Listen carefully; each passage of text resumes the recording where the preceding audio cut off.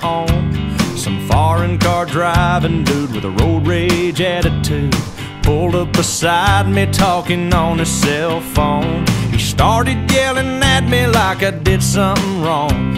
He flipped me the bird and then he was gone. Some beach somewhere, there's a big umbrella casting shade over an empty chair. Palm trees are growing and warm breezes blowing. I picture myself right there on some beach somewhere. I circled the parking lot trying to find a spot just big enough I could park my old truck.